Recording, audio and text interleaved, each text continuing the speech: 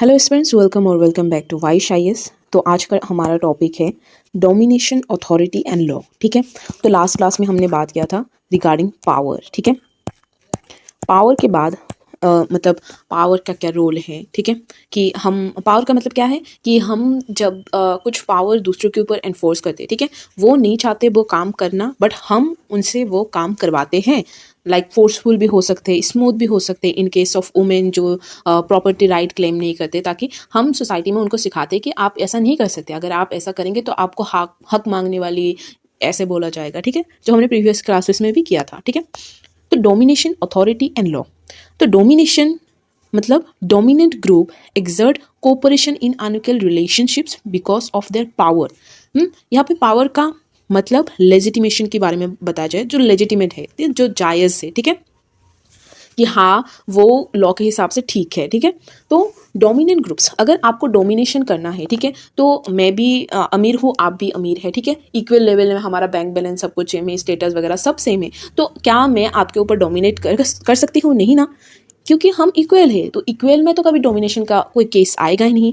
Dominate group domination में कब आएगा? जब कोई अनइक्वल रिलेशनशिप होगा। फॉर एग्जांपल, मैं अमीर हूँ, आप पोर है, ठीक है, कोई बहुत ज़्यादा अमीर है, कोई उससे कम अमीर है, कोई उससे कम अमीर है, तो कोई एकदम पोर है, रोड साइड में रह रहे हैं। ठीक है, तो डोमिनेट ग्रुप जो है ना, तो एक्सर्ट कोऑपरेशन तभी कर सकते हैं जब एक अनइक्वल रिलेशनशिप होगा।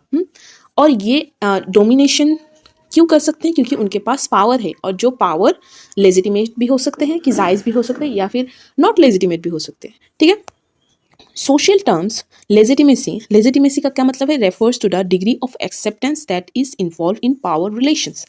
मतलब आप सामने वाले का जो डोमिनेशन है, सामने वाले का जो आपके ऊपर एक डोमिनेंट फोर्स या फिर स्मूथ तरीके से किया जा रहा है, उसको आप एक्सेप्ट कर रहे हो। एक्सेप्टेंस, लेजिटिमेसी का मतलब है एक्सेप्टेंस करना, आप खुद से एक्सेप्ट कर रहे हो। ठीक है, सोशल टर्म्स में legitimacy refers to the degree of acceptance that is involve in power relations. ठीक है, जब भी पावर रिलेशन की बात आते हैं तो हम लेजिटिमेट को कैसे रेफर्स करते हैं?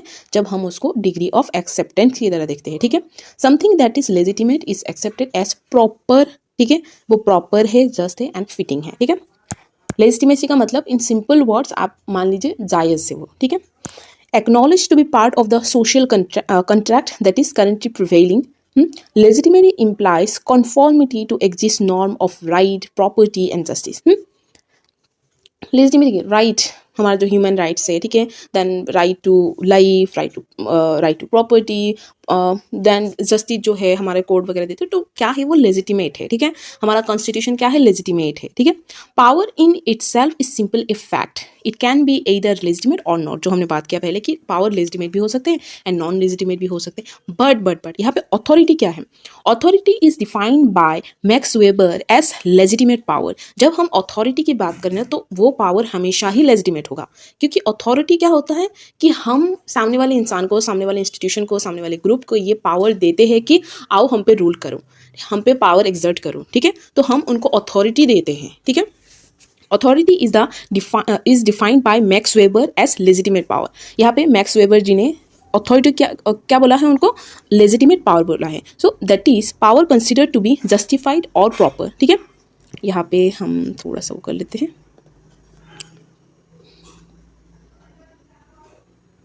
Okay, authority is defined by Max Weber as legitimate power. ठीक है,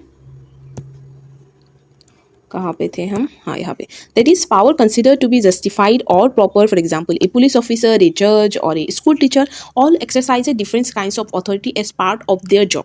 ठीक है, जब अथॉरिटी की बात आए तो वो मोस्टली जॉब के रिलेटेड होता है। फॉर एग्जांपल, पुलिस ऑफिसर का काम क्या है? या फिर वो ट्रैफिक पुलिस ऑफिसर है तो फिर ट्रैफिक का काम करेंगे। नॉर्मल आईपीएस वगैरह है तो उनका काम अलग है। ये जस्टिस का काम है कि वो कोर्ट में काम करेंगे। स्कूल टीचर का स्कूल के अंदर। ठीक है, so this authority is explicitly provided to them by their official job description. तो जॉब डिस्क्रिप्शन में मतलब रिटन डाउन होता है डॉक्यूमेंट्स में, स्पेसिफाइंग देयर अथॉरिटी की आपका इतना अथॉरिटी है, आपका इतना पावर है। ठीक है, एंड व्हाट दे मे और मे नॉट डू, उनको क्या करना है और क्या नहीं करना है वो भी मेंशन होता है उनके जॉब डिस्क्रिप्शन में एज ए डॉक्यूमेंटेशन के फॉर्मेट में। The fact that they have authority automatically implies that other members of society who have agreed to abide by its rules and regulations, other members of the society जो है उनको वो मानना ही मानना है, must obey this authority within its proper domain, मतलब उनके domain में. फॉर एग्जाम्पल यहाँ पे बात किया गया है द डोमेन ऑफ द जज इज द कोर्ट रूम, ठीक है. And when citizens are in the court they are suppose to obey the जज, ठीक है, or defer to his or her authority. Outside the courtroom, the judge is supposed to be like any other citizen. यहाँ पे ही बोला गया, ठीक है. जज है, ठीक है, कोर्ट रूम के अंदर उनका एक अथॉरिटी है, बट कोर्ट रूम के बाहर he is like an ordinary citizen. But ऐसा इन रियल लाइफ नहीं होता है, but it's like an example. Okay, so on the street she or he must obey the lawful authority of the police officer, ठीक है. When on duty the policeman or woman has authority over the public actions of all citizens except his or her superior officers, ठीक है. मतलब कोई police officer है वो सारे citizen के ऊपर जो रूल्स वगैरह है वो लगा सकते हैं, बट सुपीरियर के ऊपर मतलब वो एक्सेप्ट द सुपीरियर, जो उनका सुपीरियर है. But police officers do not have jurisdiction over the private activities of citizens, ठीक है, कि आपके घर पे क्या हो रही है वो जाके मतलब एज ए पर्सनल लाइफ की मैं बात कर रही हूँ, नॉट एज ए की lawful activities, but personal life आपके घर पे जाकर कोई भी पुलिस ऑफिसर ऐसे इंटरफेयर नहीं कर सकता है if you are not violating any law और समथिंग, ठीक है. Citizen as long as they are not suspected और बीइंग अनलॉफुल, जो मैंने बोला था. The teacher has authority over his और his peoples in the classroom. Okay, the authority of the teacher does not extend into the home of the people where parents or guardians have primary responsibilities and authority over their children. तो यहाँ पे बोला गया कि if a teacher, उनका काम है कि वो क्लासरूम के अंदर ही उनका पावर एक्सर्ट होता है, उनका अथॉरिटी होता है. उनका अथॉरिटी उनके स्टूडेंट के घर पे नहीं चलेगा. घर पे कौन चलेगा? उनका पेरेंट्स या फिर गार्जियन जो है उनका अथॉरिटी चलेगा, ठीक है. So there may be other forms of authority that are not so strictly defined but are nevertheless effective in acting consent and cooperation. तो यहाँ पे मेनली यही बोला गया है कि कुछ कुछ अथॉरिटी ऐसे होते हैं कि बहुत ज़्यादा स्ट्रिक्ट है, ठीक है, बट कुछ कुछ अथॉरिटी ऐसे हो सकते हैं कि उतना ज़्यादा स्ट्रिक्ट नहीं है, ठीक है. Sorry. A good example is the authority wielded by a religious leader.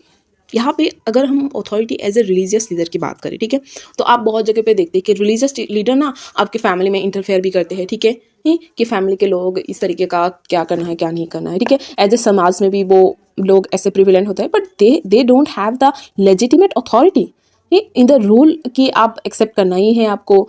जो उस रिलीजियस को फॉलो करते हैं दे हैव द लाइक लेजिटिमेसी, उनके लिए हो सकते हैं, बट अदर रिलीजन उनके लिए लेजिटिमेसी नहीं है. But as a religious leader they have the overall society में उनका बहुत ज़्यादा इम्पैक्ट पड़ता है, ठीक है. Although some institutionalize religious may have partly formalize this authority but the leader of a sect और other less institutionalized minor religious group में will enormous authority without is being formalized. जो हमने बोला कि कुछ कुछ फॉर्मलाइज भी करते हैं, कुछ कुछ फॉर्मलाइज नहीं भी करते. जो स्मॉल सेक्ट्स है, ग्रुप्स है, वो लोग फॉर्मलाइज कहाँ से करेंगे. बट जो बड़े बड़े होते हैं लाइक हिंदू रिलीजन की बात करें तो वहाँ पे प्रीस्ट का भी लेवल स्कोर वगैरह होते हैं, तो they have this formal authority kind of thing, ठीक है. सिमिलरली रेप्यूटेड स्कॉलर्स, आर्टिस्ट हो गया, राइटर्स हो गया, एंड अदर इंटेलेक्चुअल्स में wield a lot of authority in their respective field without it being formalized, ठीक है. कोई मतलब बहुत अच्छा स्कॉलर है, इन केस ऑफ सोशियोलॉजी बहुत अच्छा स्कॉलर है, आर्टिस्ट है, बहुत अच्छा राइटर्स है, जैसे शशि थरूर की साहब की बात करें तो वो लोग they have the authority not formalized हुए बट इनफॉर्मलाइज्ड हुए. उनकी बातों का बहुत ज़्यादा इम्पैक्ट पड़ता है in our young generation, old generation, मतलब हमारे सोसाइटी में उनके लिखावट का, उनके आर्टिस्टिक देखने का, उनके इंटेलेक्चुअल आइडियाज, वाइसनेस का, वो बहुत ज़्यादा इफेक्ट पड़ता है, ठीक है. The same is true of a criminal gang leader की अगर हम बात करें, ठीक है. He or she may exercise absolute authority but without any formal speculations. Specifications मतलब स्पेसिफिकेशन मतलब फॉर्मल स्पेसिफिकेशन कुछ दिया नहीं गया है. आपका कोई क्रिमिनल गैंग का लीडर है, ठीक है, वो ऑब्वियसली उनके जो हफ्ता वसूल करते हैं वगैरह, they exert power, they have the authority but formal नहीं है, इनफॉर्मल है.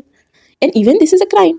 बट कुछ कुछ होता है कि पावर और फॉर्मल भी होता है, ठीक है, इनफॉर्मल भी होता है, but power and authority is always there in our society, यही बोला गया है, ठीक है. The difference between explicitly codified and more informal authority is relevant to the notion of the law, ठीक है. अभी ये जो है ना कि कोडिफाइड भी है, इनफॉर्मल अथॉरिटी, बट सब कुछ रेलेवेंट है नोशन ऑफ द लॉ. अभी लॉ क्या है? Law is an explicitly codified norm और रूल. टोटली लिखा हुआ है, मतलब जैसा है हर एक चीज़ डिस्क्रिप्शन में है। फॉर एग्जांपल, बेस्ट एग्जांपल क्या है, हमारा कॉन्स्टिट्यूशन, जहाँ पे हर एक चीज़ का लॉ डिफाइन है, ठीक है, कि आपको ये काम करना है, ये आर्टिकल इसके अंदर आता है, ठीक है। So it is usually written down and there are laws that specify how laws are to be made और चेंज, ठीक है, कि आपको ऐसे अमेंडमेंट करना है, उसके बाद ही आप लॉ चेंज कर सकते हैं। बिल लाएंगे, देन उसको लोकसभा में लेंगे, राज्यसभा, दोनों में पार्लियामेंट पास करेंगे, देन प्रेसिडेंट का एसन लगेगा, देन उसके बाद हमारा लॉ बनेगा। This have all the process written down in the constitution, ठीक है। और what is to be done if someone violates them, अगर कोई वायलेट कर रहा है तो उनके लिए पनिशमेंट है, आईपीसी है, ठीक है। A modern democratic society has a given body of laws created through its legislature, which consists of elected representatives. ठीक है? Modern democratic society has a given body of laws created through its legislature, which consists of elected representatives. ठीक है? तो legislature है, वहाँ पे elected representatives है, जैसे हो गया हमारे PM साहब, ठीक है? हाँ, जो हम उनको elected representatives है, then members of parliaments, MPs, MLAs, legislative council का जो भी है, सब कुछ जो हमारे modern democracies में हर चीज़ लॉ से रिलेटेड है, ठीक है। The laws of the land are enacted in the name of the people of that land by the people's representations. किसके नाम पे होते हैं? पीपल के नाम पे होते हैं। एंड रिप्रेजेंटेटिव्स क्या क्या है? पार्लियामेंट का जो मेंबर ऑफ पार्लियामेंट है वो सारे सब कुछ, ठीक है। So this law forms the formal body of rules according to which society will be govern, ठीक है। सोसाइटी को इस लॉ के हिसाब से, ये जो लॉ के द्वारा बनाए गए फॉर्मल बॉडीज है, उनका जो रूल्स है उसके रिगार्डिंग गवर्न किया जाएगा, ठीक है। Laws applies to all the citizen, ऐसा नहीं कि किसी पे है किसी पे अप्लाई नहीं होता, ऐसा नहीं है। यूनिवर्सली लॉ हर किसी पे इक्वली अप्लाई होता है, ठीक है। Whether or not I as an individual agree with a particular law, मैं किसी particular law से agree करती हूँ या नहीं करती हूँ, it has binding force on me as a citizen of that country, ठीक है। कि मैं इंडिया में रहती हूँ तो इंडिया के ये लॉ है तो मुझे उस लॉ को मानना ही पड़ेगा, क्योंकि वो बाइंडिंग फोर्स है मेरे ऊपर, because I am a citizen of India, ठीक है। And on all other citizens similarly, regardless of their beliefs. So domination works through power, but much of this power is actually legitimate power or authority, a large part of which is confined codified in law, in the law, ठीक है। जो भी power है, ठीक है, वो सब कुछ लेजिटिमेट है क्योंकि वो सब कुछ लॉ है, और ये जो लॉ के रिगार्डिंग अथॉरिटी को पावर दिया गया है वो लेजिटिमेट है। और जब वो लेजिटिमेट पावर हमारे ऊपर डोमिनेट करता है तो domination works through this power, जो लेजिटिमेट पावर है उसको क्या बोलते हैं? कोडिफाइड। वो एक कोडिफाइड लॉ इन पावर है, ठीक है। मतलब इन सिंपल टर्म्स, ये इतना कॉम्प्लेक्स ना करते हुए अगर सिंपली हम बोले, जो डोमिनेशन है, डोमिनेशन कैसे होगा? जब कोई हम पे पावर फोर्स करेगा, और वो पावर कैसा है हमारे डेमोक्रेसी में? वो लेजिटिमेट है। और वो कौन फोर्स करता है? वो एक अथॉरिटी फोर्स करता है जो कोडिफाइड इन लॉ है, ठीक है। Okay, so there are many kinds of power that are effective in society even though they are illegitimate, ठीक है। ऐसा नहीं कि only legitimate power है जो जायज power है। There are lots of power which are illegitimate, और if legitimate are not codified in laws, see, legitimate है but codified law में codified नहीं है। So it is the mix of legitimate, lawful authority and other kinds of power that determines the nature of social system and also its dynamics, ठीक है। तो ये जो social system है ना, यहाँ पे legitimate power है, lawful authority है, illegitimate power है, सब कुछ है। बट ये जो डोमिनेशन है ना, वो हमेशा अनइक्वली डिस्ट्रीब्यूटेड होता है, क्योंकि कभी कोई गरीब होगा तभी अमीर उस पर राज कर सकता है, ठीक है। तभी हम दिखा सकते हैं ना कि ये गरीब है ये अमीर है। इक्वल होगा तो ये लेजिटिमेसी, डोमिनेशन, अथॉरिटी का कोई पर्सपेक्टिव ही नहीं आएगा। तो ये जो अथॉरिटी है ना, जो हमने ये टॉपिक स्टार्ट किया था, डोमिनेशन, अथॉरिटी एंड लॉ, ये तभी जरूर मतलब एप्लीकेबल होता है जब dominant group exert cooperation in unequal relationship because of their power, ठीक है। So that's it for today's class. Will see you guys in the next class. तब तक के लिए जय हिंद, वंदे मातरम।